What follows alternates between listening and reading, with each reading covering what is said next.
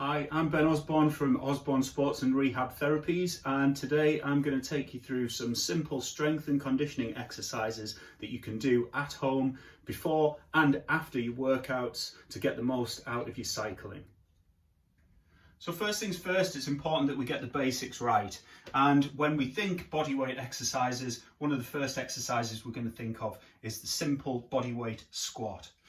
But not as simple as it might first seem to get right. The bodyweight squat is essentially feet just a little more than hip width apart, arms out in front, hinging at the knees and the hips to sit down into the squat and coming back up. So hinging at the knees and the hips and coming back up. Simple as it may seem, there's a lot of things that people get wrong here. So the first thing is you just want to stand, as I said, with your feet just beyond hip width apart. But it's important that you don't force your feet to be in a particular position either. Let your hips dictate where your feet want to be. So you're not forcing your feet to be straight in front, but you're not taking them too far out wide either. This is to do with hip internal and external rotation. So just standing how your feet naturally fall because of where your hips want them to be.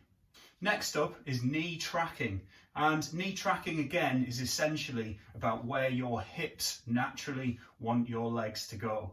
So when you drop the knees and the hips want to be tracking in line with the feet and the toes. So when we're dropping down, we don't want the knees collapsing in, which is a common mistake. We don't want them to be dropping out, which is a less common mistake, but worth bearing in mind.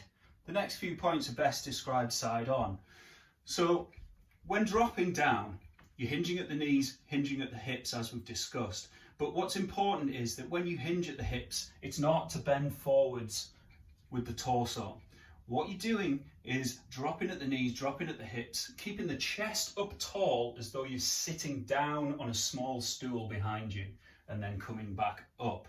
This prevents you from compromising your lower back and putting any load through that lumbar spine.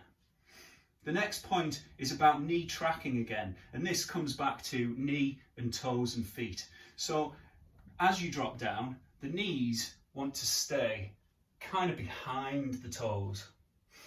They may drop forwards very slightly, as you can see as I'm doing, but the best thing that you can try to do is just hinge backwards with the backside and drop, keeping the knees in line with the toes and coming back up. And a final thing to note with any of these exercises is getting the breathing right.